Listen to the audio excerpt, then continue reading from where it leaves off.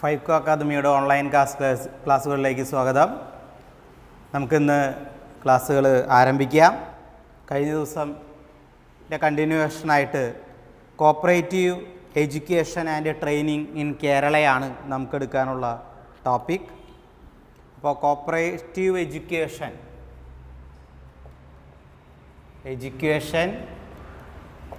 In Kerala state. Kerala സ്റ്റേറ്റിലെ cooperative education ട്രെയിനിങ്ങിനെ കുറിച്ചാണ് നമുക്ക് ഡീറ്റെയിൽ ആയിട്ട് ക്ലാസ്സിൽ നോക്കാനുള്ളത്. അതായത് കേരളത്തിൽ കോപ്പറേറ്റീവ് ട്രെയിനിങ് സെൻറ്ററുകളും കോപ്പറേറ്റീവ് കോളേജുകളും അതുപോലെ സഹകരണ വകുപ്പിൻ്റെ കീഴിലുള്ള വിദ്യാഭ്യാസ സ്ഥാപനങ്ങളുമുണ്ട്. അതിനെക്കുറിച്ചാണ് നമ്മൾ പഠിക്കുന്നത്. അപ്പോൾ കോപ്പറേറ്റീവ് എഡ്യൂക്കേഷൻ കേരള നമ്മൾ ഡിവൈഡ് ചെയ്യുകയാണെങ്കിൽ ആദ്യം സ്റ്റേറ്റ് കോപ്പറേറ്റീവ് യൂണിയൻ നടത്തുന്ന സ്ഥാപനങ്ങൾ, പിന്നീട് സർക്കിൾ കോപ്പറേറ്റീവ് യൂണിയൻ നടത്തുന്ന വിദ്യാഭ്യാസ സ്ഥാപനങ്ങളാണ് വരിക. സ്റ്റേറ്റ് കോപ്പറേറ്റീവ് യൂണിയൻ നടത്തുന്ന വിദ്യാഭ്യാസ സ്ഥാപനങ്ങളും സർക്കിൾ കോപ്പറേറ്റീവ് യൂണിയൻ നടത്തുന്ന വിദ്യാഭ്യാസ സ്ഥാപനങ്ങളുമാണ് വരിക. അപ്പോൾ ഈ സ്റ്റേറ്റ് കോപ്പറേറ്റീവ് യൂണിയൻ്റെ കീഴിൽ കോപ്പറേറ്റീവ് ട്രെയിനിങ് കോളേജുകൾ, കോപ്പറേറ്റീവ് ട്രെയിനിങ് സെൻറ്ററുകൾ, member education program, management education program, KICMA ഉൾപ്പെടെ, പിന്നെ അത് കൂടാതെ പബ്ലിസിറ്റി, പ്രോപ്പഗണ്ട ആൻഡ് പബ്ലിക്കേഷൻസ്, ഇത്രയാണ് വരിക. സർക്കിൾ കോപ്പറേറ്റീവ് യൂണിയൻ്റെ കീഴിൽ സെമിനാറുകൾ, വർക്ക് ഷോപ്പുകൾ, ക്ലാസസ്, കോൺഫറൻസസ് ആൻഡ് ഡെമോൺസ്ട്രേഷൻസ്, ഇത്രയും കാര്യങ്ങളാണ് വരിക. അപ്പം നമ്മൾ നോക്കേണ്ടത് കോപ്പറേറ്റീവ് എഡ്യൂക്കേഷൻ ഇൻ കേരള, അതായത് സംസ്ഥാനത്തെ സഹകരണ വിദ്യാഭ്യാസത്തെക്കുറിച്ച് അല്ലെങ്കിൽ ആ സഹകരണ വിദ്യാഭ്യാസത്തിൻ്റെ പ്രാധാന്യം ഉൾക്കൊണ്ടുകൊണ്ട് സംസ്ഥാന സഹകരണ യൂണിയൻ നടത്തുന്ന ട്രെയിനിങ് സെൻറ്ററുകളെ കുറിച്ചാണ് നമുക്ക് ആദ്യമായിട്ട് പഠിക്കേണ്ടത്.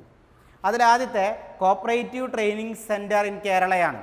ആ കോപ്പറേറ്റീവ് ട്രെയിനിങ് സെൻറ്റർ ഇൻ കേരളയിൽ ആദ്യമായിട്ട് വരുന്നത് നമുക്കറിയാം JDC പോലെയുള്ള കോഴ്സുകളാണ്. അതായത് JDC mean junior diploma in cooperation.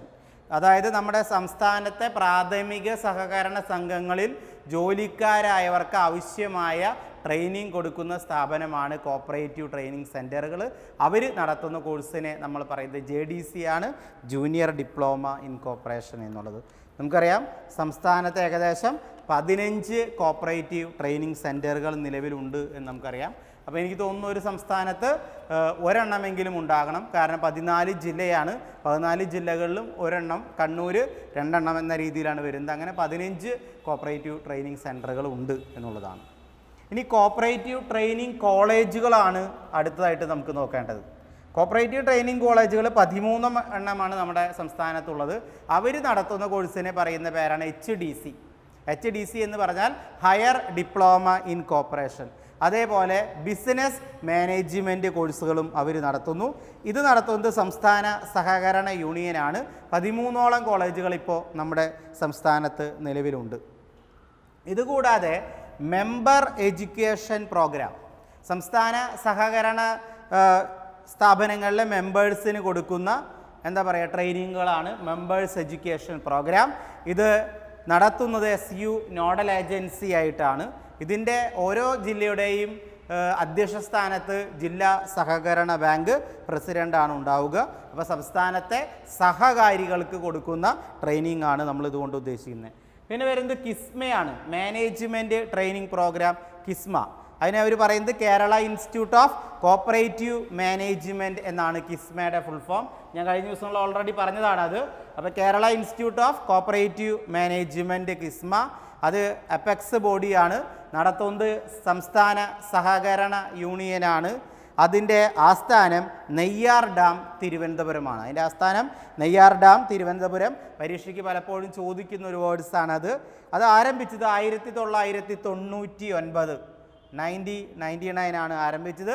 അവർ നടത്തുന്നത് MBA MCA കോഴ്സുകളാണ്. അപ്പോൾ ആസ്ഥാനം തിരുവനന്തപുരം, ആരംഭിച്ചത് 1999, MBA MCA കോഴ്സുകളാണ് അവർ ഡീൽ ചെയ്യുന്നത്. പിന്നീട് ഇവർ ചെയ്യുന്നത് പബ്ലിസിറ്റി, പ്രൊപ്പഗണ്ട, അതേപോലെ പബ്ലിക്കേഷൻസ് ഒക്കെ നടത്തുക. അതായത് സംസ്ഥാനത്തെ സഹകരണ മേഖലയെ ഉയർത്തുന്നതിനാവശ്യമായ രീതിയിലുള്ള പബ്ലിസിറ്റി, പ്രചാരണം, അതേപോലെ പബ്ലിക്കേഷൻസ് ഒക്കെ നടത്തുന്നതും സംസ്ഥാന സഹകരണ യൂണിയനാണ്. ഇനി കൂടാതെ സർക്കിൾ കോപ്പറേറ്റീവ് യൂണിയനുകളുണ്ട്. ഈ സർക്കിൾ കോപ്പറേറ്റീവ് യൂണിയനുകളാണ് സെമിനാറുകൾ, വർക്ക് ഷോപ്പുകൾ, ക്ലാസ്സസ്, കോൺഫറൻസുകൾ, ഡെമോൺസ്ട്രേഷൻ, അതേമാതിരി ആർട്ടിക്കിൾ, ബുക്കുകൾ, പാംപ്ലെറ്റുകളൊക്കെ ഇറക്കുന്നത് ഈ പറയുന്ന സ്ഥാപനങ്ങളാണ് എന്ന് നമുക്ക് വേണമെങ്കിൽ പറയാം.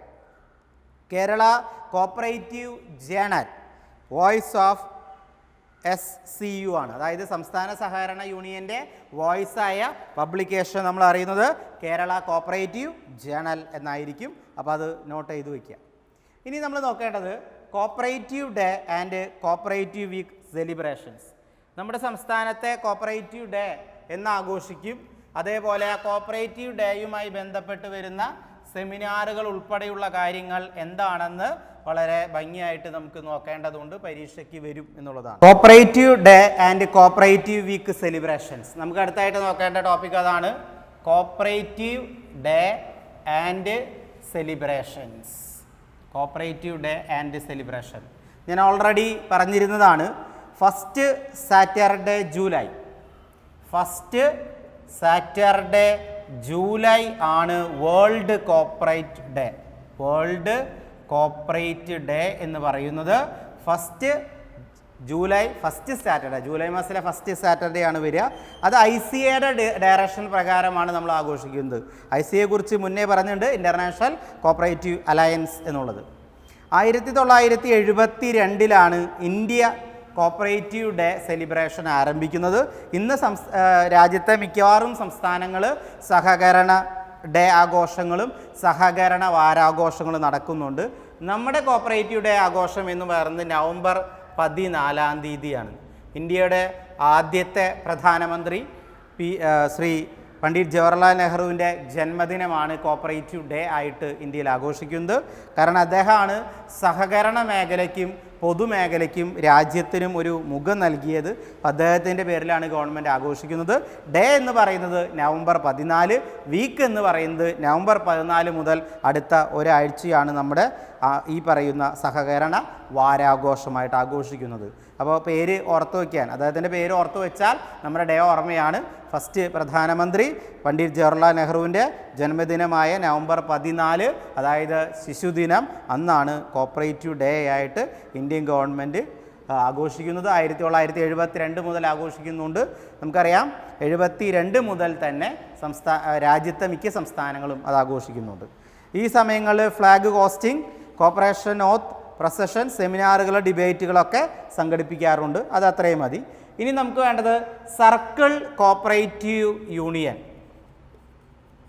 സർക്കിൾ കോപ്പറേറ്റീവ് യൂണിയൻ അടുത്തതായിട്ട് വരുന്നത് സർക്കിൾ കോപ്പറേറ്റീവ് യൂണിയൻ. നമുക്കറിയാം Kerala cooperative society act. Kerala society cooperative act എന്ന് പറയുന്നത് 1969 ആണ്. 1969 സെഷൻ 88 പ്രകാരം ആണ് സംസ്ഥാനത്ത് സർക്കിൾ കോപ്പറേറ്റീവ് യൂണിയനുകൾ ആരംഭിച്ചിരിക്കുന്നത്. ARനാണ് പവർ. AR എന്ന് വെച്ചാൽ assistant registrar general of each താലൂക്കിനാണ് അതിൻ്റെ പവർ കൊടുത്തിരിക്കുന്നത്. നമ്മുടെ സംസ്ഥാനത്ത് സഹകരണ താലൂക്കുകളായിട്ട് 64 ഉള്ളത്. സഹകരണ താലൂക്കുകൾ 64, 64 മറക്കരുത്. താലൂക്കുകൾ 64 അല്ല, താലൂക്കുകളുടെ എണ്ണം കൂടുതലാണ്. ഒരുപാട് താലൂക്കുകൾ ഗവൺമെൻറ് വിഭജിച്ചിട്ടുണ്ട്. സഹകരണ താലൂക്കുകൾ 64, അതിൽ circle cooperative union 65. Circle cooperative union 65. ഓരോ താലൂക്കിനും ഒരു യൂണിയനാണ്. പക്ഷെ അവിടെ ഒരു ചെറിയ വ്യത്യാസമുണ്ട്. തലശ്ശേരി താലൂക്കിന് 2 യൂണിയനുണ്ട്. അങ്ങനെയാണ് 65. അപ്പോൾ ഏത് താലൂക്കിനാണ് 2 യൂണിയൻ എന്ന് പറഞ്ഞാൽ തലശ്ശേരിയാണ്. തലശ്ശേരി നമുക്കറിയാം കണ്ണൂർ ജില്ലയിലെ ഒരു താലൂക്കാണ്, അവിടെ 2 യൂണിയനുണ്ട്. 64 താലൂക്കുകളും 65 സർക്കിൾ കോപ്പറേറ്റീവ് യൂണിയനുകളും ഉണ്ട് എന്ന് പറയാം. ഇവരുടെ കാലാവധി എന്ന് പറയുന്നത് 5 വർഷമാണ്. 5 ഇയർ ആസ് ടേം, 5 വർഷമാണ് ഇവരുടെ കാലാവധി എന്ന് പറയുന്നത്. ഇവരുടെ മാനേജ്മെൻറ്റ് മുഴുവൻ നടത്തേണ്ടത് മാനേജ്മെൻറ്റ് കമ്മിറ്റി ആയിരിക്കും എന്നുള്ളതാണ് പ്രത്യേകത. നമുക്കറിയാം ആ മാനേജിംഗ് കമ്മിറ്റിക്ക് സർക്കിൾ യൂണിയൻ ചെയർമാൻ ഉണ്ടാകാറുണ്ട് എന്നുള്ളതാണ്. ഇവരുടെ ഫങ്ഷൻസ്, പ്രവർത്തനങ്ങൾ നമ്മൾ നോക്കുകയാണെങ്കിൽ to organise, assist and develop cooperative society in the circle. അവരുടെ സർക്കിളിൽ പുതിയ സഹകരണ സ്ഥാപനങ്ങൾ ആരംഭിക്കുകയും പ്രവർത്തിപ്പിക്കുകയും പ്രവർത്തിക്കാത്തതിനെ കൂടുതൽ ഉഷാറോടുകൂടി പ്രവർത്തിപ്പിക്കാൻ ശ്രമിക്കേണ്ടതൊക്കെ ഈ സഹകരണ യൂണിയൻ്റെ ലക്ഷ്യത്തിൽപ്പെടും. And to carry cooperative propaganda and special cooperative education.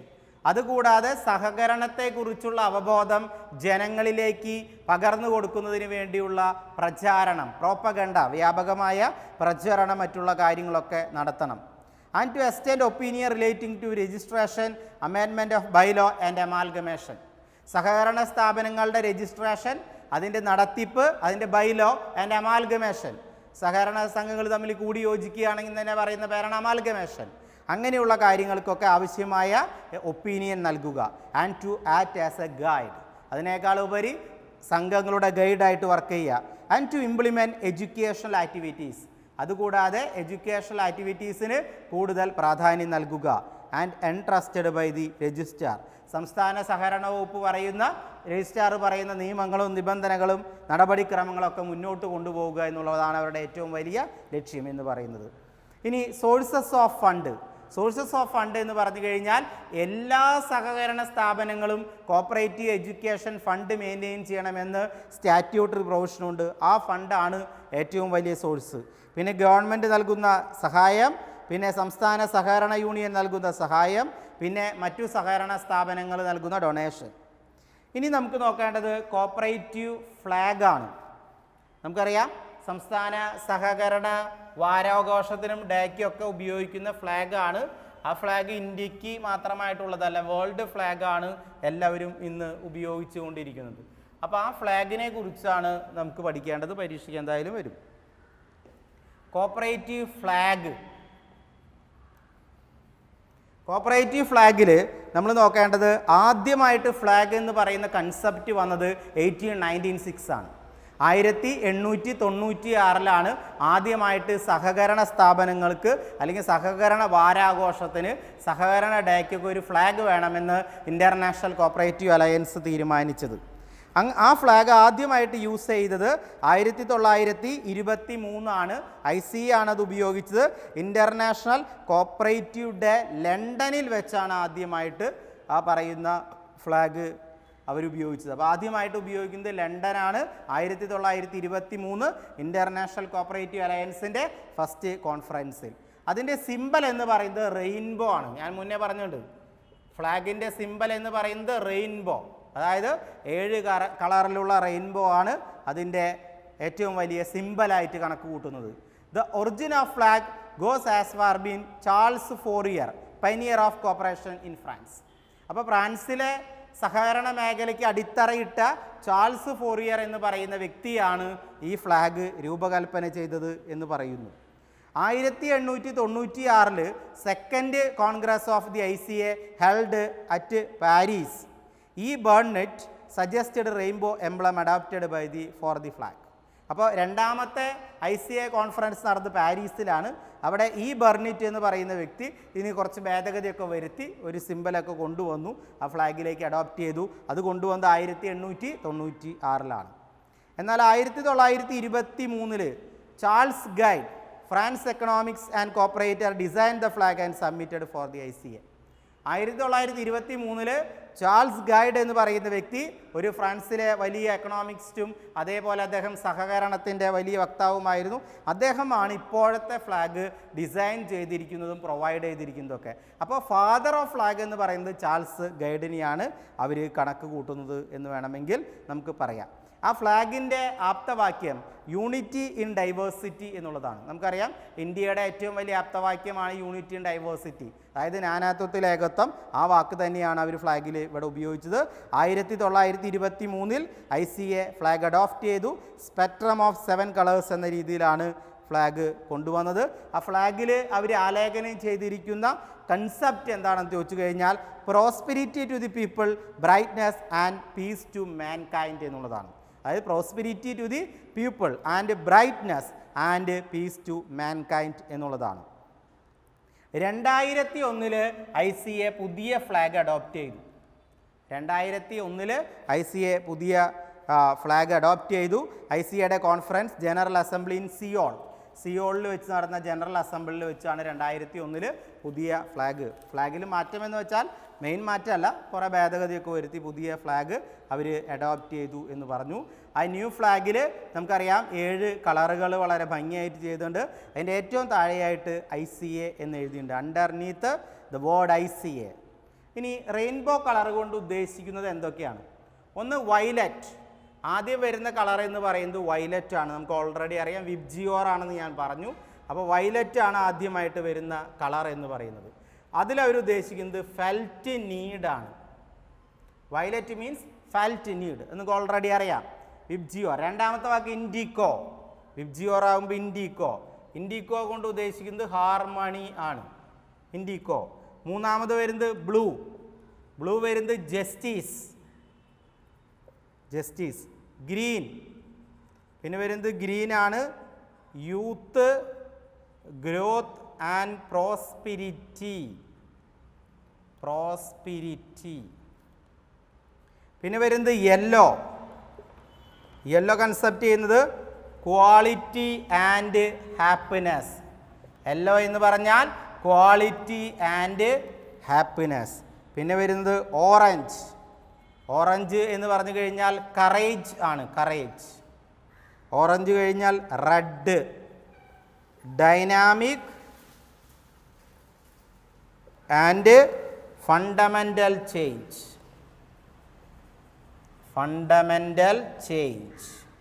അപ്പോൾ നമുക്കറിയാം വിബ്ജിയോർ ആണ് കോപ്പറേറ്റീവ് ഫ്ലാഗിൻ്റെ ആ ഒരു ടേം വരുന്നത്. റെയിൻബോ എന്നതിനേക്കാൾ ഉപരി നമ്മൾ ആ വാക്ക് പഠിക്കുക വിബ്ജിയോർ ആണ്.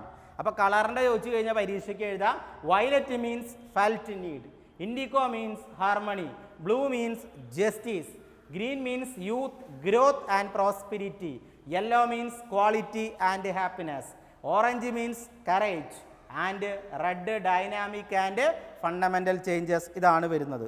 ഇനി നമ്മൾ നോക്കേണ്ടത് സംസ്ഥാനത്തെ അല്ലെങ്കിൽ രാജ്യത്തെ സഹകരണ സ്ഥാപനങ്ങൾ ഇറക്കുന്ന ജേണലുകൾ ഏതൊക്കെയാണ്. പരീക്ഷയ്ക്ക് ചോദിക്കും, നോട്ട് ഞാൻ പിന്നീട് ഓൾറെഡി തരുന്നതാണ്.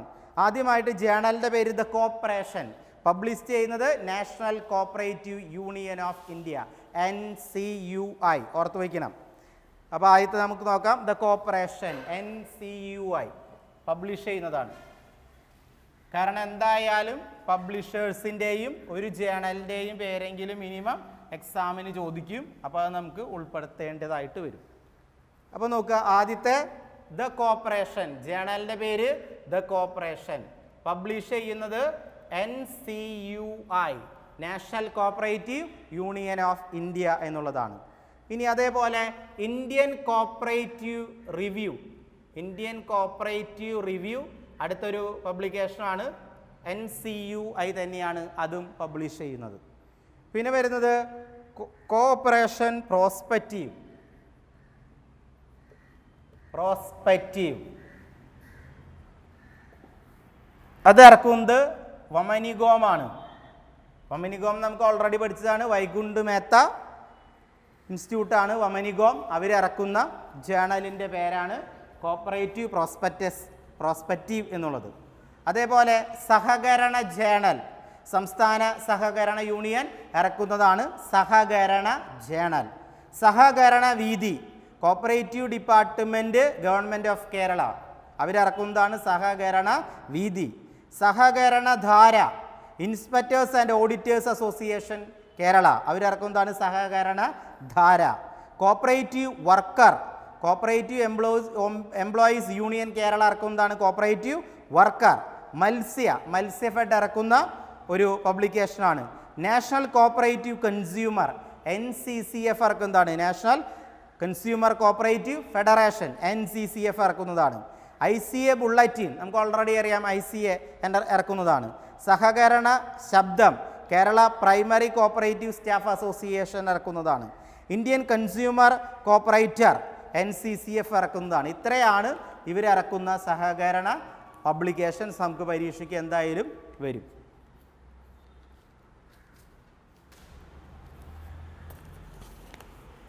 ഇനി നമുക്ക് അടുത്ത ടോപ്പിക്ക് നോക്കേണ്ടത് type of cooperatives and cooperative credit. നമ്മുടെ സംസ്ഥാനത്തെ കോപ്പറേറ്റീവ് ക്രെഡിറ്റുകളെ കുറിച്ച്, കോപ്പറേറ്റീവ്സിനെ കുറിച്ചാണ് പഠിക്കേണ്ടത്. ടൈപ്പ് ഓഫ്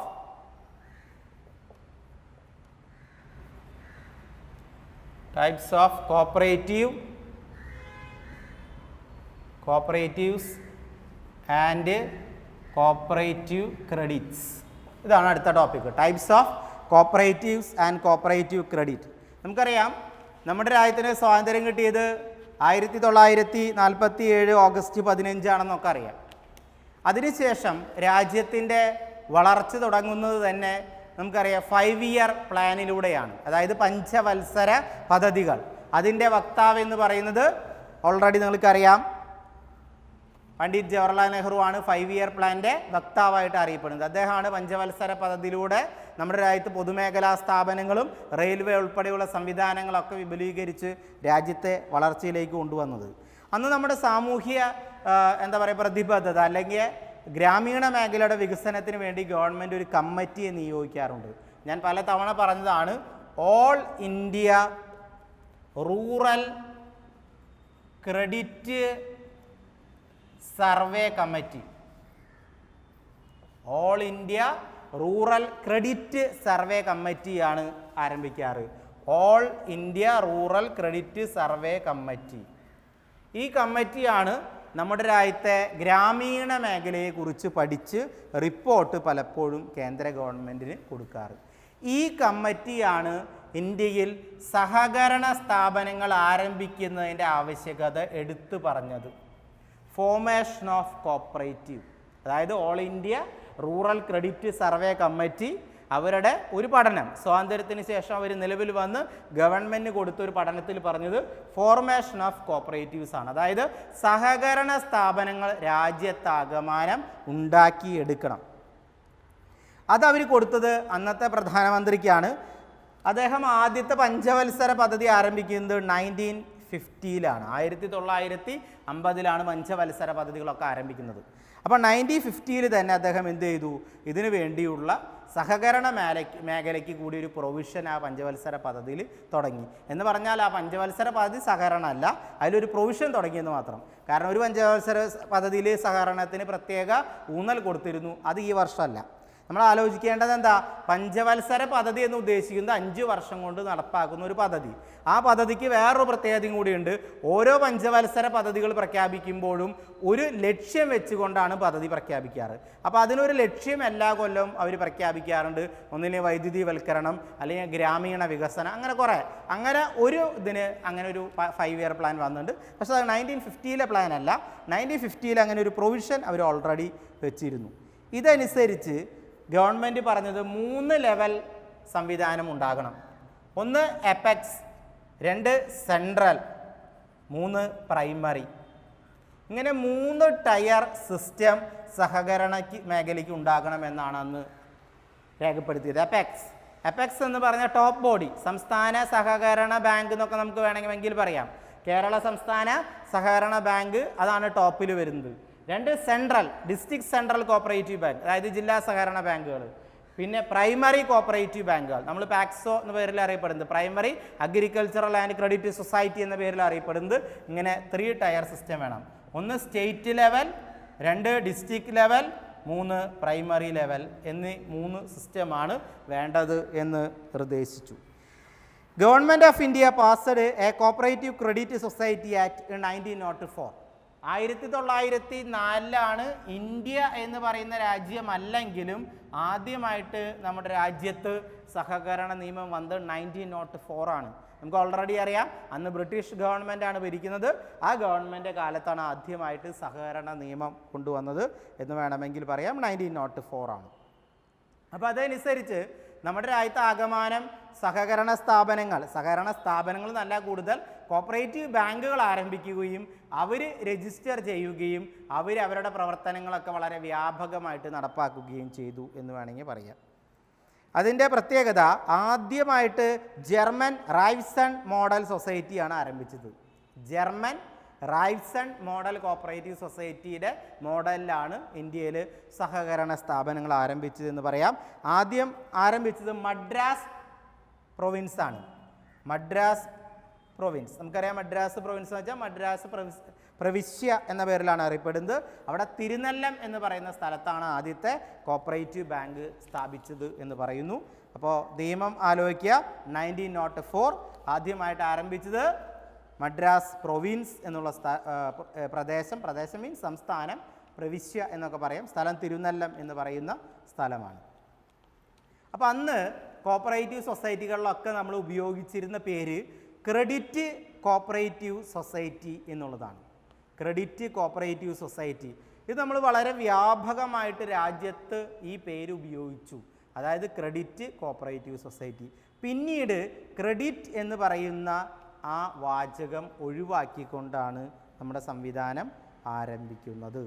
അപ്പോൾ നമ്മളിപ്പോൾ നോക്കുകയാണെങ്കിൽ കോപ്പറേറ്റീവ് ക്രെഡിറ്റ് സ്ട്രക്ചർ ഇപ്പോൾ ഇന്ത്യയിൽ നോക്കുകയാണെങ്കിൽ 2 ഭാഗമായിട്ട് നമുക്ക് ക്ലാസിഫൈ ചെയ്യാം.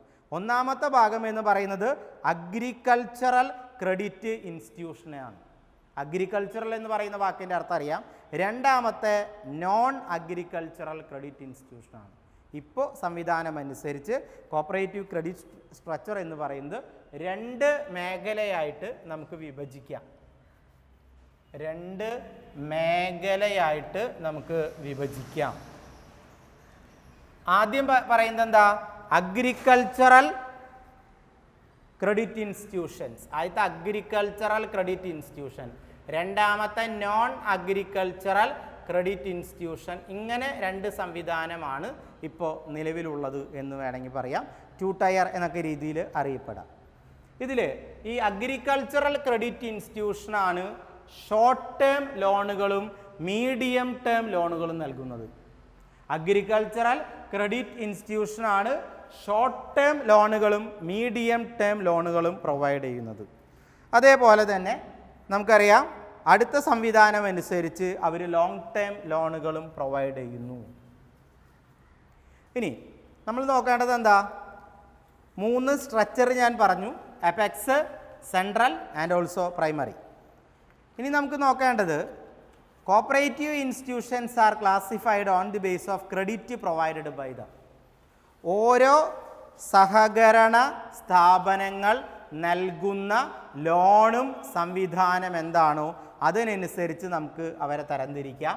അതിൽ ക്രെഡിറ്റ് കോപ്പറേറ്റീവ്സ് വരും, അതേപോലെ തന്നെ നോൺ ക്രെഡിറ്റ് കോപ്പറേറ്റീവ്സ് വരും. നോൺ ക്രെഡിറ്റ് കോപ്പറേറ്റീവ്സ് വരും. ഇനി ഈ ക്രെഡിറ്റ് കോപ്പറേറ്റീവ്സിൻ്റെ കീഴിൽ അഗ്രികൾച്ചർ വരും, നോൺ അഗ്രികൾച്ചർ വരും. അഗ്രികൾച്ചർ ഓൾറെഡി അറിയാം, കാർഷിക മേഖലയ്ക്ക് എന്താ പറയുക പ്രാധാന്യം കൊടുക്കുന്ന ബാങ്കുകളും സഹകരണ സ്ഥാപനങ്ങളും ഒക്കെ അടങ്ങിയതാണ് അഗ്രികൾച്ചറൽ സെക്ടർ എന്ന് പറയുന്നത്. നോൺ അഗ്രികൾച്ചറൽ നമുക്കറിയാം. ഈ നോൺ ക്രെഡിറ്റ് കോപ്പറേറ്റീവ്സിൽ വരുന്നത് പ്രൊഡ്യൂസേഴ്സ് കോപ്പറേറ്റീവ്, പ്രൊഡ്യൂസേഴ്സ് ഉൽപ്പാദകർ വരാം, അതേപോലെ കൺസ്യൂമർ കോപ്പറേറ്റീവ്സ് വരാം, അതേപോലെ മിസ്സലേനിയസ് കോപ്പറേറ്റീവ്സ് വരാം. മിസ്സലേനിയസ് കോപ്പറേറ്റീവ്സും വരാം. മിസ്സലേനിയസ് എന്ന് പറഞ്ഞാൽ ലേബർ വരാം, ഹോസ്പിറ്റൽ വരാം, ആൻഡ് എഡ്യൂക്കേഷൻ വരാം. ഇപ്പോൾ ഒന്നും കൂടി പറയാണ്, ശ്രദ്ധിക്കുക. നമ്മൾ കോപ്പറേറ്റീവ് ക്രെഡിറ്റ് സ്ട്രക്ചറിനെ 2ആയിട്ട് തരംതിരിച്ചു. Agricultural credit institution, non agricultural credit institutions. ഇവർ ഷോർട്ട് ടേം ലോണുകൾ, മീഡിയം ടേം ലോണുകൾ, ലോങ് ടേം ലോണുകളൊക്കെ പ്രൊവൈഡ് ചെയ്യും. ഇനി നമ്മൾ ഇതിൻ്റെ ക്രെഡിറ്റ് സ്ട്രക്ചർ ഡിവൈഡ് ചെയ്യുന്നത് on the base of credit provided by each ഇൻസ്റ്റിറ്റ്യൂഷനാണ്. ഓരോ സ്ഥാപനങ്ങൾ നൽകുന്ന ക്രെഡിറ്റ് എന്താണോ അതിൻ്റെ അടിസ്ഥാനത്തിൽ നമ്മൾ കണക്ക് കൂട്ടുക. അപ്പോൾ ആദ്യത്തെ ക്രെഡിറ്റ് കോപ്പറേറ്റീവ്സ് ആണ്. അതിലാണ് അഗ്രികൾച്ചറൽ ആൻഡ് നോൺ അഗ്രികൾച്ചറൽ വരിക. അപ്പോൾ അഗ്രികൾച്ചറൽ എന്ന് പറഞ്ഞു കഴിഞ്ഞാൽ നമുക്കറിയാം കാർഷിക മേഖലയുമായി ബന്ധപ്പെട്ട്, അതായത് എന്താ പറയുക, ക്രോപ്പ് വാങ്ങാനോ ലാൻഡ് വാങ്ങാനോ ലാൻഡ് നിരത്താനോ ഫെർട്ടിലൈസേഴ്സിനോ സീഡിനോ അങ്ങനെ എല്ലാ സഹായങ്ങളും നൽകുന്ന സഹകരണ സ്ഥാപനങ്ങളെ നമ്മൾ വിളിക്കുന്ന പേരാണ് അഗ്രികൾച്ചറൽ എന്നുള്ളത്. നോൺ അഗ്രികൾച്ചറൽ എന്ന് പറഞ്ഞാൽ ഇതുമായിട്ട് ബന്ധമില്ല, പക്ഷെ മറ്റു പല മേഖലയ്ക്കും, അതായത് മാനുഫാക്ചറിങ്, മാർക്കറ്റിംഗ്, പ്രൊഡ്യൂസേഴ്സ്, കൺസ്യൂമേഴ്സ്, അങ്ങനെ മറ്റു പല മേഖലയ്ക്കും സഹായം നൽകുന്ന മേഖലയാണ് നോൺ അഗ്രികൾച്ചറൽ എന്ന് പറയുന്നത്. പ്രോസസ്സിംഗ് ഉൾപ്പെടെ എല്ലാം പെടും. പിന്നെ നോൺ ക്രെഡിറ്റ് കോപ്പറേറ്റീവ് സൊസൈറ്റിയിൽ വരുന്നത് producers cooperative society, consumer cooperative society, മിസ്ലേനിയസിൽ സാധാരണ വരെ ലേബർ, ഹോസ്പിറ്റൽ, അതേപോലെ എഡ്യൂക്കേഷൻ. നമുക്കറിയാം ഒരുപാട് ലേബർ സൊസൈറ്റികളുണ്ട്, ഹോസ്പിറ്റലുകളുണ്ട്, എഡ്യൂക്കേഷനുണ്ട്. ഞാൻ നേരത്തെ പറഞ്ഞിരുന്നു സഹകരണ മേഖലയിൽ കേരളത്തിൽ 2 മെഡിക്കൽ കോളേജുകൾ തന്നെ ഉണ്ടായിരുന്നു. ഒന്ന് Kalamassery medical college, cooperative medical college, Pariyaram medical college. രണ്ടും ഇപ്പോൾ ഗവൺമെൻറ് മെഡിക്കൽ കോളേജായി സർക്കാർ മാറ്റി. ഇനി നമുക്ക് cooperative credit structure in India നമ്മൾ 2ആയിട്ട് ഡിവൈഡ് ചെയ്യുന്നു. Agricultural credit and non agricultural credit എന്ന് 2ആയിട്ട് ഡിവൈഡ് ചെയ്യുന്നു. ഇവർ പ്രൊവൈഡ് ചെയ്യുന്നതാണ് short term loan, medium term loan and also long term loan. Short ടേമും മീഡിയം ടേമും നമുക്കറിയാം 1 വർഷത്തിനകത്ത് വരുന്നതാണ് ഷോർട്ട് ടേം, 1 വർഷം മുതൽ 5 വർഷം വരെ വരുന്നതാണ് മീഡിയം ടേം, ആൻഡ് അതിന് മേലെ എബവ് വരുന്നതാണ് ലോങ് ടേം. ഇങ്ങനെ 3 സാമ്പത്തിക സഹായങ്ങൾ നൽകുന്നുണ്ട്. ഏത് മേഖലയ്ക്ക്? കാർഷിക മേഖലയ്ക്ക്.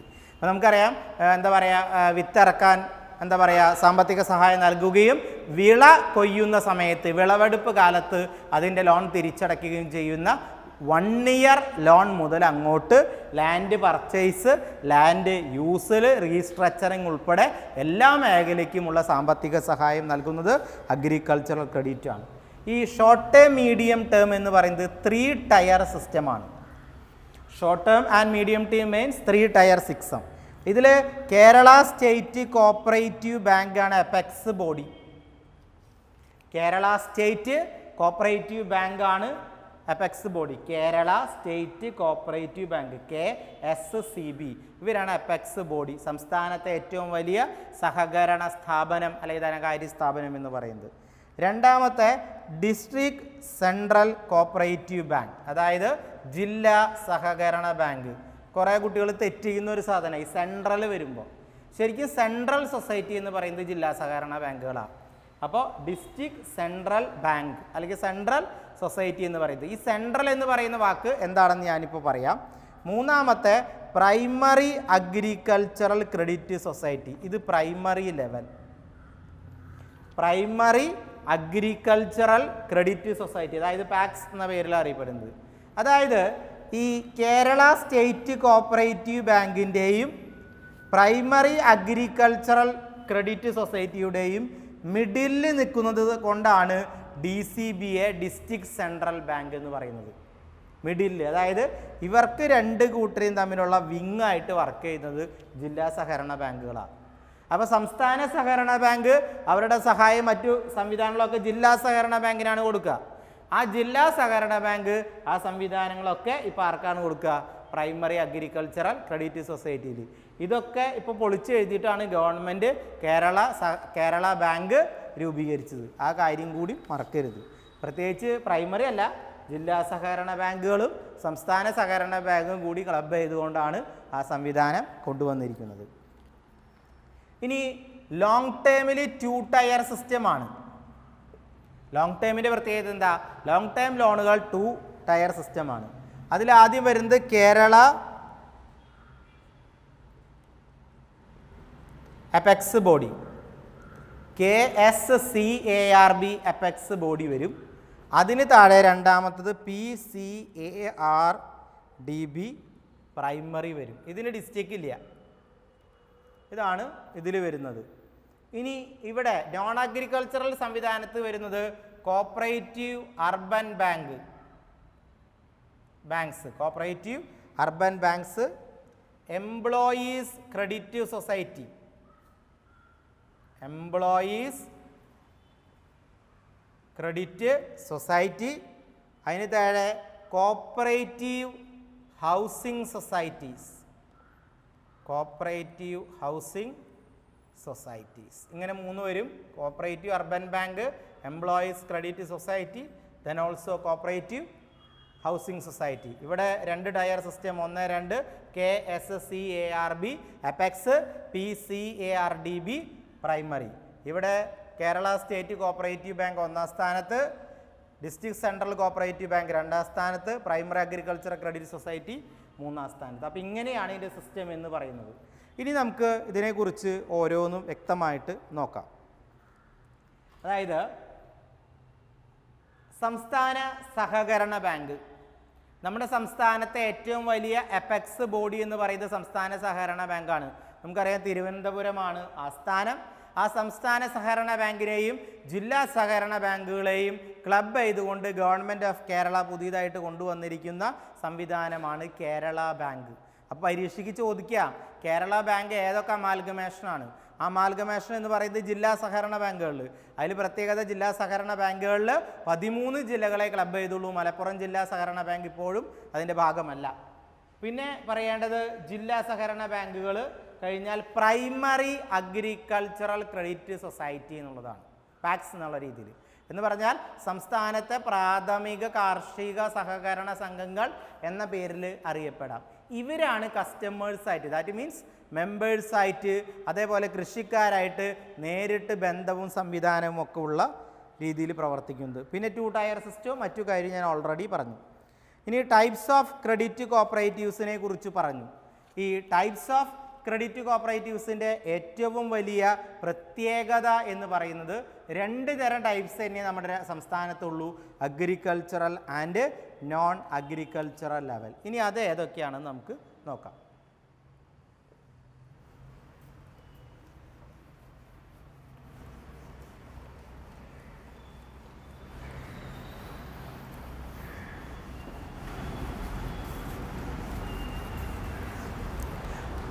അപ്പോൾ അഗ്രികൾച്ചറൽ ക്രെഡിറ്റ് സൊസൈറ്റീസ്, അഗ്രികൾച്ചറൽ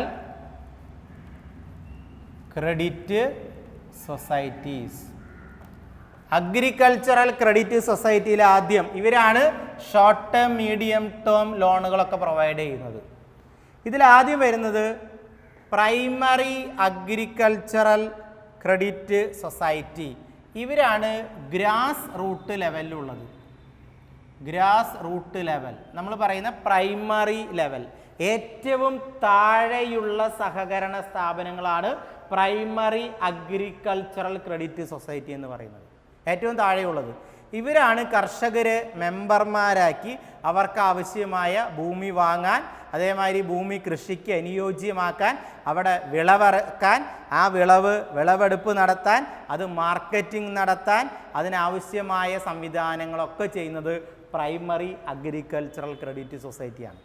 ഇവരുടെ ഏറ്റവും വലിയ വേറെ പ്രത്യേകത മണി ലെൻഡേഴ്സിൻ്റെ ചൂഷണത്തിൽ നിന്നും കർഷകരെ ഒഴിവാക്കുക. മണി ലെൻഡേഴ്സ് എന്ന് പറഞ്ഞാൽ നമുക്കറിയാം, നമ്മളവിടെ പലിശയ്ക്ക് പൈസ കൊടുക്കുന്നവരാണ് മണി ലെൻഡേഴ്സ് എന്നുള്ളത്. പല പേരിൽ അറിയപ്പെടാം, ബ്ലേഡോ അങ്ങനെയൊക്കെ പേരിൽ അറിയപ്പെടുന്ന ആൾക്കാർ. ഇവരിൽ നിന്നും കർഷകരെ സംരക്ഷിക്കുന്നതിന് വേണ്ടി റിസർവ് ബാങ്ക് ഓഫ് ഇന്ത്യയുടെ ഡയറക്ഷൻ പ്രകാരം ന്യായമായ രീതിയിൽ പലിശ ഉൾപ്പെടെയുള്ള കാര്യങ്ങൾ ഈടാക്കിക്കൊണ്ട് സാമ്പത്തിക സഹായങ്ങൾ കർഷകർക്ക് നേരിട്ട് നൽകുന്നതും ഗ്രാസ് റൂട്ട് ലെവലിൽ സഹകരണത്തിൻ്റെ വാക്ക് ഉയർത്തിപ്പിടിക്കുന്നതും ഈ പറയുന്ന സൊസൈറ്റികളാണ്. പരീക്ഷയ്ക്ക് ഇതിൻ്റെ എക്സ്പാൻഡ് വേർഡ് വരും. എന്താണ് PACS എന്ന് പറഞ്ഞാൽ പ്രൈമറി അഗ്രികൾച്ചറൽ ക്രെഡിറ്റ് സൊസൈറ്റി എന്നാണ് അർത്ഥം, ഗ്രാസ് റൂട്ട് ലെവൽ. രണ്ടാമത്തെ ഞാൻ നേരത്തെ പറഞ്ഞു DCB, അതായത് ഡിസ്ട്രിക്ട് സെൻട്രൽ കോപ്പറേറ്റീവ് ബാങ്ക്, ജില്ലാ സഹകരണ ബാങ്കുകൾ. ഒരു ജില്ലയിലുള്ള മറ്റു എല്ലാ സംഘങ്ങളെയും കോർഡിനേറ്റ് ചെയ്യേണ്ടതും അവർക്ക് ആവശ്യമായ സാമ്പത്തികം ഉൾപ്പെടെയുള്ള സംവിധാനങ്ങൾ പ്രൊവൈഡ് ചെയ്യേണ്ടതും അവർക്ക് ആവശ്യമായ ഫണ്ട് കൊടുക്കേണ്ടതും അവരെന്തെങ്കിലും കാരണവശാൽ സിക്ക് യൂണിറ്റ് ആവുകയാണെങ്കിൽ അതിനെ റിവൈവ് ചെയ്യേണ്ടതും അവർക്ക് ഷോർട്ടേജ് വരുമ്പോൾ ഫണ്ട് കൊടുക്കേണ്ടതും അതേപോലെ ഗൈഡ് ആകേണ്ടതും എല്ലാത്തിൻ്റെയും ഒരു ഗാർഡിയൻ ആകേണ്ടതൊക്കെ ജില്ലാ സഹകരണ ബാങ്കുകളാണ്. അപ്പോൾ സെൻട്രൽ എന്ന് പറയുന്ന വാക്കാണ് അവിടെ ഉദ്ദേശിക്കുക. Central or district cooperative bank district level. ഇനി അടുത്തത് വരുന്നത് സ്റ്റേറ്റ് കോപ്പറേറ്റീവ് ബാങ്കാണ്. ഇതാണ് സ്റ്റേറ്റ് ലെവലിൽ വരുന്ന സ്ഥാപനം. ഇതാണ് സ്റ്റേറ്റ് ലെവലിൽ വരുന്ന സ്ഥാപനം. സംസ്ഥാന സഹകരണ ബാങ്കാണ് സംസ്ഥാനത്തെ ഏറ്റവും ടോപ്പിലിരുന്ന സഹകരണ സ്ഥാപനം എന്ന് പറയുന്നത്. ഇവരുടെ സാമ്പത്തിക സഹായങ്ങളും ഇവർ കോർഡിനേറ്റ് ചെയ്യുന്നത് ജില്ലാ സഹകരണ ബാങ്കുകളെയാണ്. നമുക്കറിയാം കേരളത്തിൽ 14 ജില്ലകളുണ്ട്. 14 ജില്ലാ സഹകരണ ബാങ്ക് ഉണ്ട്. ഈ 14 ജില്ലാ സഹകരണ ബാങ്കുകളെയും മാനേജ് ചെയ്യുന്നത്, ഇവർക്ക് ആവശ്യമായ ഫണ്ട് കൊടുക്കുന്നത്, ഗൈഡൻസ് കൊടുക്കുന്നത്, ഗ്രാൻഡ് കൊടുക്കുന്നത് ഒക്കെ സംസ്ഥാന സഹകരണ ബാങ്കാണ്. ഈ സംസ്ഥാന സഹകരണ ബാങ്ക് കൊടുക്കുന്ന ഈ ഫണ്ട് മുഴുവൻ പ്രൈമറി അഗ്രികൾച്ചറൽ ക്രെഡിറ്റ് സൊസൈറ്റികൾക്ക് ആവശ്യാനുസരണം വിതരണം ചെയ്യുന്നതും ഇവർ തമ്മിലുള്ള ഇടനിലക്കാരനായിട്ട് നിൽക്കുന്നതും DCB ആയതുകൊണ്ട് ഇവരെ വിളിക്കുന്ന പേരാണ് സെൻട്രൽ എന്നുള്ളത്. കാരണം ഈ 3 ടയർ സിസ്റ്റത്തിൽ മിഡിൽ നിൽക്കുന്ന സെൻട്രൽ നിൽക്കുന്നത് ജില്ലാ സഹകരണ ബാങ്കാണ് എന്നാണ് അതിൻ്റെ അർത്ഥം അവർ ഉദ്ദേശിക്കുന്നത്. അപ്പോൾ കേരള സ്റ്റേറ്റ് കോപ്പറേറ്റീവ് ബാങ്ക് കൂടുതൽ ലോങ് ടേം ലോണുകളാണ് കൊടുക്കുക. ഇനി ഞാനിതിനോട് ചേർത്ത് പറഞ്ഞ വേറൊരു വാചകം KSCARDB.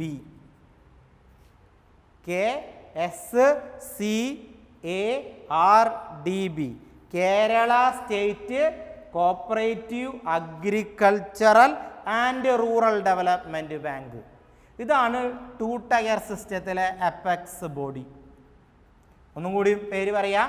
Kerala state cooperative agricultural and rural development. അവിടെ 2 വാക്ക് ഉപയോഗിക്കുന്നുണ്ട്. കാർഷിക ഗ്രാമവികസന ബാങ്ക്. അതാണ് കേരള സ്റ്റേറ്റ് സഹകരണ കാർഷിക ഗ്രാമവികസന ബാങ്ക് എന്നാണ് ഫുള്ളായിട്ട് പറയുന്ന പേര്. അപ്പോൾ ഇത് നോട്ട് ചെയ്ത് വയ്ക്കണം. പരീക്ഷയ്ക്ക് നമ്മളോട് ചോദിക്കും എന്താണ് KSCARDB. അവരാണ് അപെക്സ് ബോഡി എന്ന് പറയുന്നത്. സംസ്ഥാനത്തെ അപെക്സ് ബോഡി ടോപ്പ് അതോറിറ്റി എന്ന് പറയുന്നത് അവരാണ്. രണ്ടാമത്തെ ടൈപ്പ് 2 ടയറിലെ രണ്ടാമത്തെ type primary cooperative agricultural and rural development bank. Primary cooperative agricultural and rural development bank. ഇതാണ് പ്രൈമറി ലെവൽ. അപ്പോൾ കാർഷിക ഗ്രാമവികസന ബാങ്കുകൾക്ക് 2 ടയർ സിസ്റ്റവും മറ്റു സഹകരണ സംവിധാനത്തിന് 3 ടയർ സിസ്റ്റവുമാണ്. ഇതാണ് അതിൻ്റെ മെയിൻ ഡിഫറൻസ് എന്ന് പറയുന്നത്. സംസ്ഥാനത്തെ സഹകരണ ബാങ്കുകൾക്ക് 3 ടയർ സിസ്റ്റം അഡോപ്റ്റ് ചെയ്യുമ്പോൾ സംസ്ഥാനത്തെ കാർഷിക ഗ്രാമവികസന ബാങ്കുകൾക്ക് 2 ടയറേ ഉള്ളൂ. Kerala state cooperative agricultural and rural development ബാങ്കും primary cooperative agricultural and rural development bank എന്ന് പറയുന്ന സംവിധാനമാണ് ഉള്ളത് എന്നുള്ളതാണ്. ഇനി നമുക്ക് ഇതിൻ്റെ ഓരോ കാര്യങ്ങളും വ്യക്തമായിട്ട് നോക്കാം. ഈ സംവിധാനം ആദ്യമായിട്ട് രൂപീകരിക്കുന്നത്, അതായത് നമ്മൾ പറയുന്നില്ലേ പ്രൈമറി അഗ്രികൾച്ചറൽ ക്രെഡിറ്റ് സൊസൈറ്റി എന്ന് പറയുന്ന സംവിധാനം, ഇത് ആദ്യമായിട്ട് രൂപീകരിക്കുന്നത് 1904 ആദ്യത്തെ ആക്ട് പ്രകാരം. അതായത് ബ്രിട്ടീഷുകാർ ഭരിക്കുന്ന സമയത്ത് ഉണ്ടായിരുന്ന 1904 ആദ്യത്തെ ആക്ട് പ്രകാരമാണ് നമ്മളിത് ആരംഭിക്കുന്നത് എന്ന് വേണമെങ്കിൽ പറയാം. First India cooperative society act ഉണ്ടായിരുന്നത് ആ സംവിധാനത്തിൻ്റെ അടിസ്ഥാനത്തിലാണ്. ഡിസ്ട്രിക്ട് കോപ്പറേറ്റീവ് ബാങ്കുകളെ കുറിച്ച് പറഞ്ഞു. അത് മിഡിൽ ലെവൽ ഇൻസ്റ്റിറ്റ്യൂഷനാണ്. അത് മറ്റു കോപ്പറേറ്റീവ് സൊസൈറ്റികളുടെ ഫെഡറേഷനാണ്. Federation of all cooperative society in the district level അവരാണ് വരുന്നത്. നമുക്കറിയാം ഇവരാണ് link between state cooperative bank and primary agricultural credit സൊസൈറ്റികളുമായിട്ടുള്ള ബന്ധമുണ്ടാക്കുന്നത്. ഇനി നമ്മൾ നോക്കേണ്ടത് സ്റ്റേറ്റ് കോപ്പറേറ്റീവ് ബാങ്കാണ്. ഞാൻ നേരത്തെ പറഞ്ഞു അപെക്സ് ബോഡിയാണ്. അതേപോലെ ഡിസ്ട്രിക്ട് സഹകരണ ബാങ്കുകളെയും പ്രൈമറി കോപ്പറേറ്റീവ് ബാങ്കുകളെയും സഹായിക്കുന്നത് ഇവരാണ്. ഇവർക്ക് ആവശ്യമായ ഫണ്ട് നൽകുന്നത് നബാർഡ്, IDBI. നബാർഡ് നമുക്കറിയാം national bank for agricultural and rural development.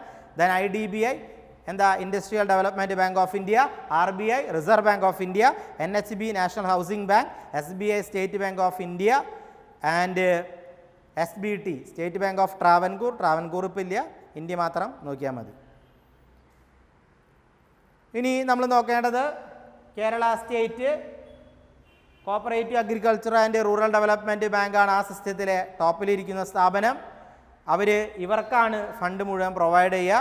അവർക്ക് ഫണ്ട് കിട്ടുന്നത് ഡിബഞ്ചേഴ്സ് വഴി, അതേപോലെ state government, NABARD, RBI, SBI, IDBI ഉൾപ്പെടെയുള്ള സംവിധാനങ്ങൾ മൂലം കിട്ടുന്ന ഫണ്ടുകളാണ്. ഇതിൻ്റെ ഏരിയ ഓഫ് ഓപ്പറേഷൻ എന്ന് വെച്ചാൽ സ്റ്റേറ്റ് വൈസാണ്. ഇത് സ്റ്റേറ്റ് വൈസ് ഓർഗനൈസേഷനാണ്. ഹോൾ സ്റ്റേറ്റ് വൈസ് കേരള സംസ്ഥാനത്ത് മുഴുവൻ ഇവർക്ക് വർക്ക് ചെയ്യുക. ഇവർ പ്രൈമറി എന്ന് പറയുമ്പോൾ ലിമിറ്റഡ് ഏരിയ. എന്താ ലിമിറ്റഡ് ഏരിയ എന്ന് പറഞ്ഞാൽ? ലിമിറ്റഡ് ഏരിയ എന്ന് പറഞ്ഞ ഒരു പഞ്ചായത്ത് അല്ലെങ്കിൽ മുനിസിപ്പാലിറ്റി അല്ലെങ്കിൽ അതിന് കൊടുത്തിരിക്കുന്ന പ്രത്യേക ഒരു ഏരിയ ലിമിറ്റഡ് ഏരിയ. ഡിസ്ട്രിക്ട് എന്ന് പറയുന്നത് നമുക്കറിയാം ജില്ലാ തലം ആണ്. ഇവർ സ്റ്റേറ്റ് ഹോളാണ്, സംസ്ഥാനത്ത് മുഴുവൻ വർക്ക് ചെയ്യുക. അതാണ് പ്രത്യേകത. ഇപ്പോൾ നമ്മുടെ വീടിൻ്റെ അടുത്തുള്ള പ്രൈമറി അഗ്രികൾച്ചറൽ ക്രെഡിറ്റ് സൊസൈറ്റികളോ കോപ്പറേറ്റീവ് ബാങ്കുകളോ ഒക്കെ നോക്കിയാൽ പഞ്ചായത്തിനകത്താണ്. മിക്കവാറും പഞ്ചായത്തിൻ്റെ പേരിൽ തന്നെയാണ് ആ സൊസൈറ്റികളൊക്കെ അറിയപ്പെടുക എന്നുള്ളതാണ് പ്രത്യേകത. അപ്പോൾ ഇതും കൂടി നമ്മൾ നോക്കി വയ്ക്കണം. ഇനി primary agricultural and rural development ബാങ്കിനെ കുറിച്ച് നമ്മൾ ഓൾറെഡി പറഞ്ഞു. അതിൻ്റെ പ്രത്യേകത എന്താണെന്ന് വെച്ച് കഴിഞ്ഞാൽ ഇവർ മെമ്പേഴ്സ് ഓഫ് ദി ബാങ്കാണ്. അതിനേക്കാളുപരി ഇവർക്ക് ആവശ്യമായ മെമ്പർമാർക്ക് ഷെയർ കൊടുക്കാം, അതേപോലെ ഇവരുടെ പ്രോപ്പർട്ടി വെച്ചുകൊണ്ട് ലോൺ കൊടുക്കാം.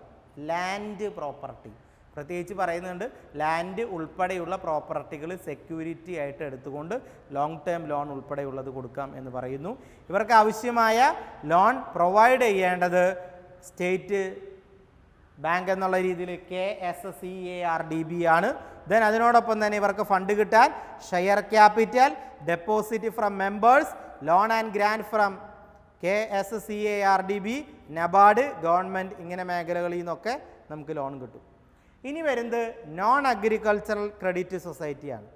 നോൺ അഗ്രികൾച്ചറൽ ക്രെഡിറ്റ് സൊസൈറ്റിയിൽ ആദ്യമായിട്ട് വരുന്നത് small scale and cottage industries ആണ്. നമുക്കറിയാം കേരളത്തിൽ ഒരുപാട് തരത്തിലുള്ള കോട്ടേജ് വില്ലേജ് ഇൻഡസ്ട്രീസ് ഉണ്ടായ ഒരു സംസ്ഥാനമാണ് നമുക്ക്. പ്രത്യേകിച്ച് കയറ്, കശുവണ്ടി, അതേപോലെ അങ്ങനെയുള്ള മേഖലകൾക്കൊക്കെ ഏറ്റവും കൂടുതൽ പ്രാധാന്യം ഉണ്ടായ ഒരു സംസ്ഥാനം.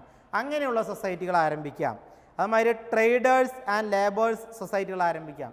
ഈ ട്രേഡേഴ്സ് ആൻഡ് ലേബേഴ്സ് എന്ന് പറഞ്ഞാൽ സംസ്ഥാനത്തെ എന്താ പറയുക പബ്ലിക് സ്ഥാപനങ്ങളിലോ ഗവൺമെൻറ് സ്ഥാപനങ്ങളിലോ വർക്ക് ചെയ്യുന്നവരോ റിട്ടയർഡ് ചെയ്യുന്നവരായി ഇവർ ചേരുന്ന സഹകരണ സംഘങ്ങളാണ്. പിന്നെ കോപ്പറേറ്റീവ് അർബൻ ബാങ്കുകൾ, എംപ്ലോയീസ് ക്രെഡിറ്റ് സൊസൈറ്റികൾ, ഹൗസിംഗ് സൊസൈറ്റികളൊക്കെ ഇവർക്ക് ആരംഭിക്കാം എന്ന് പറയുന്നു നോൺ അഗ്രികൾച്ചറൽ സെക്ടറിൽ. അപ്പം നമുക്ക് നോൺ അഗ്രികൾച്ചറൽ സെക്ടർ എന്താണെന്ന് ഒന്നുകൂടി നോക്കാം.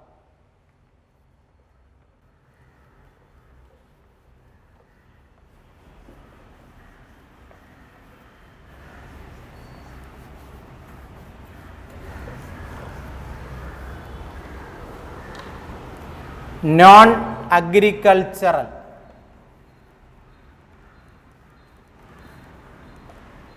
അതിലാദ്യം വരുന്നത് കോപ്പറേറ്റീവ് അർബൻ ബാങ്ക്.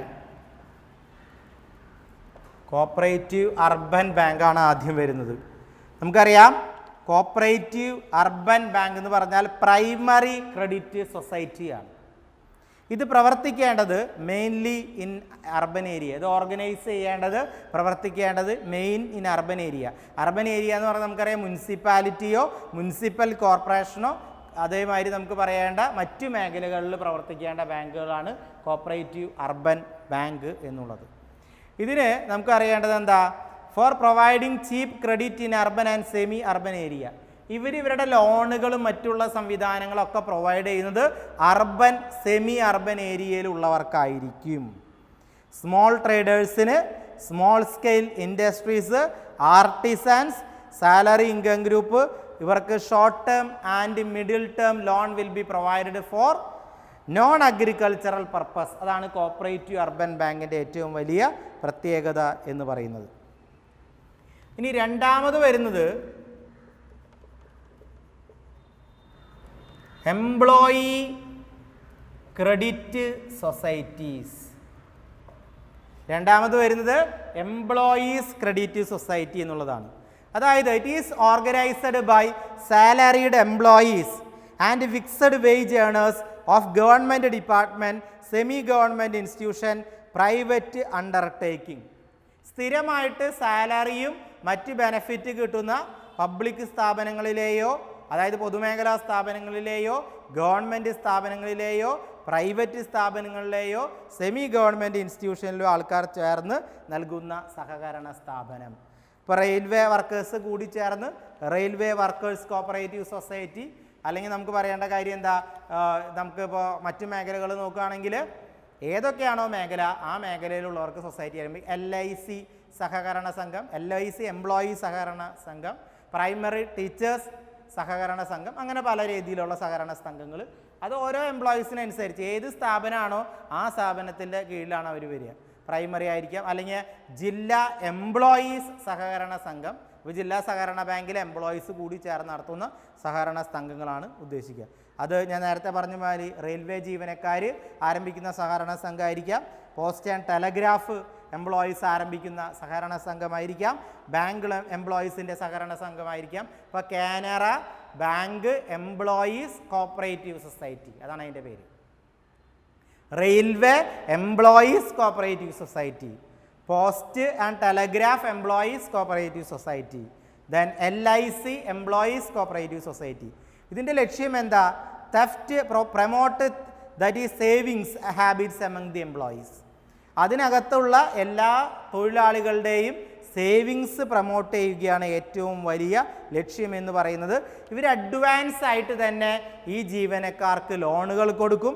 ആ ലോണുകൾ അവരുടെ സാലറിയിൽ നിന്ന് കട്ട് ചെയ്യും. ഇവിടെ ഏറ്റവും വലിയ പ്രത്യേകത, ലോണുകൾക്ക് സാലറി സർട്ടിഫിക്കറ്റ് മാത്രം ഹാജരാക്കിയാൽ മതി, വേറെ ഡോക്യുമെൻ്റ് ഒന്നും വേണ്ട. അപ്പോൾ ആ സ്ഥാപനത്തിൻ്റെ മേധാവി സാലറി സർട്ടിഫിക്കറ്റ് കൊടുത്തു കഴിഞ്ഞാൽ ഓട്ടോമാറ്റിക്കായിട്ട് ഇവർക്ക് എന്ത് ചെയ്യാനായിട്ട് സാധിക്കും? ഈ ലോണുകൾ കിട്ടും. ആ ലോണുകൾ കിട്ടിക്കഴിഞ്ഞാൽ നമുക്ക് ഉറപ്പായിട്ട് പറയാൻ പറ്റും അത് അവരുടെ മന്ത്ലി സാലറിയിൽ നിന്ന് ലോണുകളിലേക്ക് എമൗണ്ട് ഡിഡക്റ്റ് ചെയ്തുകൊണ്ടേയിരിക്കും എന്നുള്ളതാണ്. മൂന്നാമതായിട്ട് വരുന്ന സംവിധാനം എന്താണെന്ന് വെച്ച് കഴിഞ്ഞാൽ കോപ്പറേറ്റീവ് ഹൗസിംഗ് സൊസൈറ്റി. മൂന്നാമതായിട്ട് വരുന്ന സംവിധാനം എന്ന് പറയുന്നത് കോപ്പറേറ്റീവ് ഹൗസിംഗ് സൊസൈറ്റി. ഹൗസിംഗ് എന്ന് പറയുന്ന വാക്കിന് നമുക്ക് ഓൾറെഡി അറിയാം. നമ്മുടെ രാജ്യത്തെ വീടുകളുടെ നിർമ്മാണം, അതിൻ്റെ നടത്തിപ്പ്, അതിന് മുന്നോട്ട് കൊണ്ടുപോകുന്നതിന് ഒരുപാട് നമുക്കറിയാം. രാജ്യത്തെ ഏറ്റവും കൂടുതൽ ഷോർട്ടേജ് ഇപ്പോഴും നിലനിൽക്കുന്നത് ഹൗസ് ഫോർമേഷനാണ്. അത് കേരള സ്റ്റേറ്റ് അല്ല ഞാൻ പറയുന്നത്, മറ്റു സംസ്ഥാനങ്ങൾ നോക്കുകയാണെങ്കിൽ വീടുകളുടെ അഭാവം വളരെ കൂടുതലാണ്. അപ്പോൾ ഹൗസിംഗ് ഫെസിലിറ്റീസ് ഇൻക്രീസ് ചെയ്യുന്നതിന് വേണ്ടി കോപ്പറേറ്റീവ് ഹൗസിംഗ് സൊസൈറ്റികൾ ആരംഭിക്കണമെന്നാണ് പറഞ്ഞത്. അപ്പോൾ ഇവർ ലാൻഡ് പർച്ചേസ് ചെയ്യുന്നു, ആ ലാൻഡിൽ ഇവർ വീട് പണിത് കൊടുക്കുന്നു, വീട് വാടകയ്ക്ക് കൊടുക്കുന്നു. അപ്പോൾ ലാൻഡ് വാങ്ങാൻ, വീട് പണിയാൻ, ഫ്ലാറ്റുകൾ പണിത് കൊടുക്കാൻ, വാടകയ്ക്ക് കൊടുക്കാൻ, വിൽക്കാനൊക്കെ ഇവർ സഹായിക്കും എന്നുള്ളതാണ് ഇവിടെ ഏറ്റവും വലിയ പ്രത്യേകത. ഇൻക്രീസിങ് ദ ഹൗസിംഗ് ഫെസിലിറ്റീസ്, രാജ്യത്തെ ഹൗസിംഗ് ഫെസിലിറ്റീസ് വർദ്ധിപ്പിക്കുകയാണ് കോപ്പറേറ്റീവ് ഹൗസിംഗ് സൊസൈറ്റിയുടെ പ്രത്യേകത. Loans land purchase and construction of the house ആണ്.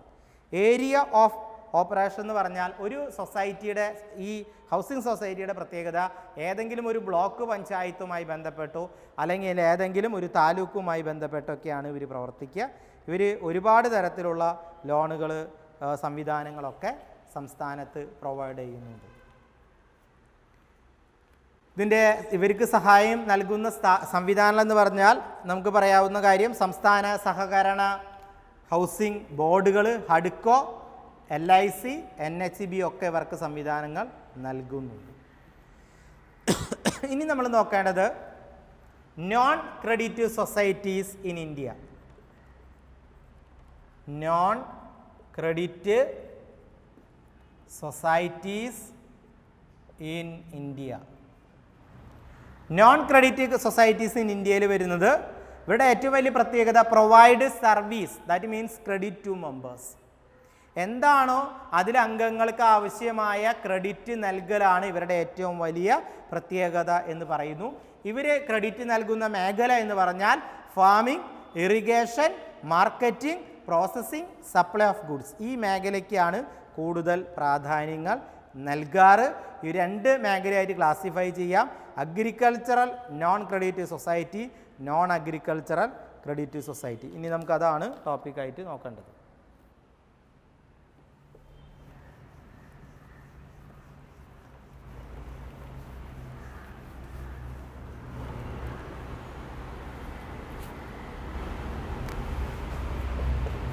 Non credit cooperative in India.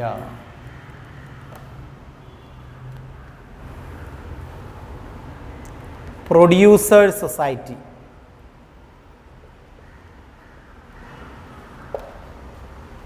Consumer Society,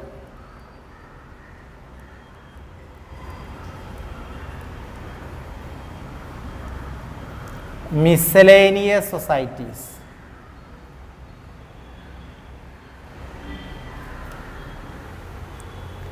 produce society നമുക്ക് വീണ്ടും രണ്ടായിട്ട് വിഭജിക്കാം. 1, 2. അഗ്രികൾച്ചറൽ പ്രൊഡ്യൂസേഴ്സ്, ഇതിൽ marketing, processing,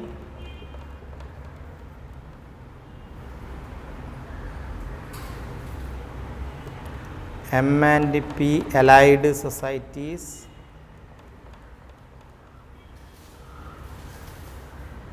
like fish, milk, poultry, federations like KSCMF, KSCMMF, KSRMF,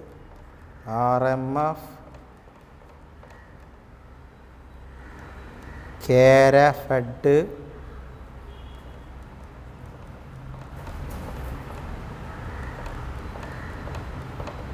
Matsyafed.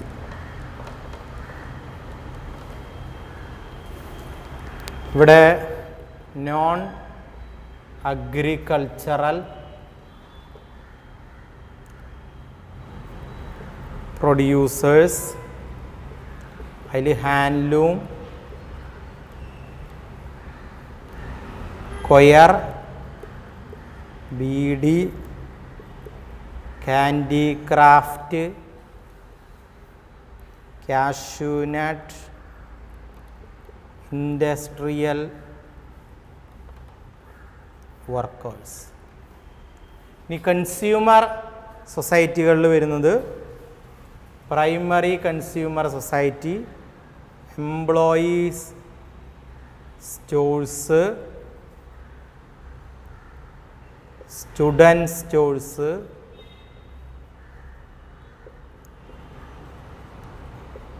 TWCC stores, KSCCF. ഇതാണ് 2, ഇതാണ് 3. ഇവിടെ 4ാമത്തെ വരുമ്പോൾ motor transport, labour contract, hospitals, dispensaries, educational. അപ്പോൾ നമുക്ക് തരംതിരിച്ച് ഓൾറെഡി നോക്കാം. അഗ്രികൾച്ചറൽ കോപ്പറേറ്റീവ് സൊസൈറ്റിയെ അവർ തരംതിരിച്ചിരിക്കുന്നത് non credit cooperative societies in India ആണ്. ആദ്യത്തെ പ്രൊഡ്യൂസർ സൊസൈറ്റിയാണ്. അത് അഗ്രികൾച്ചറൽ പ്രൊഡ്യൂസേഴ്സ് എന്ന് പറയാം. Marketing, processing, M&P allied society like fish, milk, poultry, federation like KSCF, KSCMF, KCRMF, KRFED, Matsyafed ഒക്കെ വരും. നോൺ അഗ്രികൾച്ചറൽ പ്രൊഡ്യൂസേഴ്സ് എന്ന് വെച്ചാൽ handloom, coir, beedi, handicraft, cashew nut, industrial വർക്കേഴ്സാണ്. കൺസ്യൂമർ കോപ്പറേറ്റീവ് സൊസൈറ്റിയിൽ primary consumer cooperative society, then employees consumer cooperative society, students consumer cooperative society, then DWCC stores and KSCCF. Miscellaneous society motor transport cooperative society, labour contract cooperative society, hospital and dispensary cooperative society, education cooperative societies എന്നുള്ളതാണ് വരിക. Yes, നമുക്ക് നോക്കേണ്ടത് ആദ്യത്തെ producers society എന്നുള്ളതാണ്, ഉൽപാദനത്തിനുള്ള society. ഇതിനെ രണ്ടായിട്ട് തരംതിരിക്കാം. Agricultural producers, കാർഷിക മേഖലയുടെ ഉൽപാദനത്തിന് വേണ്ടിയുള്ള സൊസൈറ്റികൾ. അതിൽ മാർക്കറ്റിംഗ് പെടാം. അതേപോലെ മാർക്കറ്റിംഗ് എന്ന് പറഞ്ഞാൽ നമുക്കറിയാം ആ ഉൽപ്പന്നങ്ങൾ വിറ്റഴിക്കുന്നതിന് വേണ്ടിയുള്ള സംവിധാനം. പ്രോസസ്സിംഗ് പെടാം. ഈ ഉൽപ്പന്നങ്ങളൊക്കെ പ്രോസസ്സ് നടത്തി മൂല്യവർദ്ധിത ഉൽപ്പന്നങ്ങളാക്കി വിൽക്കുന്നതിന് വേണ്ടിയുള്ള സംവിധാനം. അതുമാതിരി ഫിഷ് ഉൽപാദനം, വിതരണം, അതേപോലെ അതിൻ്റെ മാർക്കറ്റിംഗ്, മിൽക്ക്, പൗൾട്രി ഉൾപ്പെടെ, അതായത് ഈ വസ്തുവകകളൊക്കെ ഉൽപ്പാദിപ്പിക്കാനും അത് പ്രോസസ്സിംഗ് നടത്തി മാർക്കറ്റ് ഉൽപ്പന്നങ്ങളാക്കി മാർക്കറ്റിംഗ് നടത്താനും ഈ സംവിധാനങ്ങൾ സഹായിക്കുന്നു. ഇതിൻ്റെ രണ്ടാമത്തെ നോൺ അഗ്രികൾച്ചറൽ പ്രൊഡ്യൂസേഴ്സാണ്. കാർഷിക മേഖലയുമായി ബന്ധപ്പെട്ട് അല്ലാതെ എന്നാൽ ഉൽപ്പാദനവുമായി ബന്ധപ്പെട്ട് വരുന്നത്. അതിൽ ഒന്നാമത്തെ ഹാൻഡ്ലൂമാണ്. നമുക്കറിയാം സംസ്ഥാനത്തെ ഏറ്റവും നല്ല ഒരു മാർക്കറ്റിംഗ് മേഖലയാണ് ഹാൻഡ്ലൂം. അതേമാതിരി കൊയർ സംവിധാനം അറിയാം, ആലപ്പുഴ നമ്മൾ ഡീറ്റെയിൽസ് ആയിട്ട് പറഞ്ഞതാണ്. ബീഡി നമുക്ക് ഓൾറെഡി അറിയാം കണ്ണൂരാണ് ഏറ്റവും കൂടുതൽ വരുന്നത്. ഹാൻഡിക്രാഫ്റ്റ്, ക്യാഷ് കൊല്ലമാണ് വരുന്നത്. ആൻഡ് ഇൻഡസ്ട്രിയൽ വർക്കേഴ്സ്, ഇത് ഈ മേഖലയുമായി ബന്ധപ്പെട്ട് വരുന്നത്. ഇനി കൺസ്യൂമർ കോപ്പറേറ്റീവ് സൊസൈറ്റിയിലാണെങ്കിൽ കൺസ്യൂമേഴ്സ് കൂടി ചേർന്ന് സഹകരണ സംഘങ്ങൾ ആരംഭിക്കുക. അതിൽ പ്രൈമറി കൺസ്യൂമർ കോപ്പറേറ്റീവ് സൊസൈറ്റികൾ വരാം, എംപ്ലോയീസ് കോപ്പറേറ്റീവ് സൊസൈറ്റികൾ വരാം, സ്റ്റുഡൻസ് നടത്തുന്ന കോപ്പറേറ്റീവ് സൊസൈറ്റികൾ വരാം, ജില്ലാ കോപ്പറേറ്റീവ് സൊസൈറ്റികളിൽ വരാം. ഇനി ഇതിലൊന്നും പെടാതെ വരുന്നതാണ് മിസ്ലേനിയസ്. ആ മിസ്ലേനിയസിൽ മോട്ടോർ ട്രാൻസ്പോർട്ട്. ഇപ്പോൾ നമുക്കറിയാം തൃശ്ശൂർ പ്രിയദർശിനി ഉൾപ്പെടെ കോപ്പറേറ്റീവ് സൊസൈറ്റികൾ ഉണ്ടായിരുന്നു, മോട്ടോർ ട്രാൻസ്പോർട്ട്. അതേപോലെ അതുമാതിരി വനിതാ കോപ്പറേറ്റീവ് സൊസൈറ്റി അവർ നടത്തിയിരുന്നു. ലേബർ കോൺട്രാക്റ്റ്, അതായത് തൊഴിലാളികളെ പ്രൊവൈഡ് ചെയ്യുന്ന ഒരുപാട് സൊസൈറ്റികൾ ഉണ്ടാകാം. ഹോസ്പിറ്റൽ ആൻഡ് ഡിസ്പെൻസറീസ്, ഹോസ്പിറ്റൽ ഞാൻ നേരത്തെ പറഞ്ഞിരുന്നു, കൊച്ചി പരിയാരം മെഡിക്കൽ കോളേജുകൾ ഉൾപ്പെടെ സഹകരണ മേഖലകളിൽ ഒരുപാട് പ്രാഥമിക ഡിസ്പെൻസറീസ് ഉൾപ്പെടെ ഇപ്പോൾ വർക്ക് ചെയ്യുന്നുണ്ട്. അതും സഹകരണ മേഖലയുടെ പുതിയൊരു വിങ്ങാണ്. പിന്നെ വരുന്നത് എഡ്യൂക്കേഷൻ, അതായത് വിദ്യാഭ്യാസ സ്ഥാപനങ്ങൾ എന്നതുകൊണ്ട് ഉദ്ദേശിക്കുന്നത് കോപ്പറേറ്റീവ് ട്രെയിനിങ് കോളേജുകളല്ല, കോപ്പറേറ്റീവ് ആർട്സ് ആൻഡ് സയൻസ് കോളേജുകൾ. അത് സ്വാശ്രയ കോളേജുകളാകാം, പാരലൽ കോളേജുകളാകാം, അല്ലെങ്കിൽ ഗവൺമെൻറ് അംഗീകാരമുള്ള വിദ്യാഭ്യാസ സ്ഥാപനങ്ങളൊക്കെ ഈ മേഖലകളിൽ വരുന്നുണ്ട്. ഇതാണ് cooperative credit, non credit cooperative in India എന്നതുകൊണ്ട് ഉദ്ദേശിക്കുന്നത്. ബാക്കി നമുക്ക് നോക്കാം. Okay. Fyco academy, first floor, PV complex, civil line road, west fort, Thrissur. Phone 9946 999 460, 9946 999 461.